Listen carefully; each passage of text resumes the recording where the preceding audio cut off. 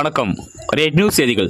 விழுப்புரம் மாவட்டம் முகையூர் அருகே ஆற்காடு பகுதியில் முகையூர் மத்திய ஒன்றிய புரட்சித் தலைவி அம்மா பேரவை சார்பில் கடந்த 10 ஆண்டுகால அதிமுக ஆட்சியில் தமிழக மக்களுக்கு செய்த நலத்திட்ட பணிகள் குறித்தும் வளர்ச்சி பணிகள் குறித்த சாதனைகள் அச்சிடப்பட்ட துண்டு பிரசுரங்கள் வழங்கும் நிகழ்ச்சி மாவட்ட புரட்சித் தலைவி அம்மா பேரவை செயலாளர் ஞானவேல் தலைமையில் முகையூர் மத்திய ஒன்றிய கழக செயலாளர் இளங்கோவன் மற்றும் அம்மா பேரவை ஒன்றிய செயலாளர் ரஞ்சித்குமார் ஆகியோர் முன்னிலையில் நடைபெற்றது.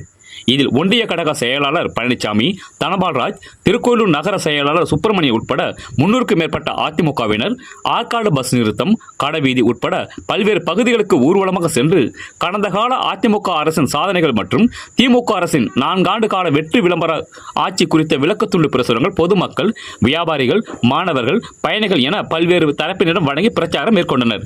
ரெட் நியூஸ் தமிழ் செய்திக்காக திருக்கோயிலூர் செய்தியாளர் முத்துக்குமரன். செய்திகளை உடனுக்குடன் தெரிந்து கொள்ள ரெட் நியூஸ் தமிழ் சேனலை சப்ஸ்கிரைப் செய்யவும்.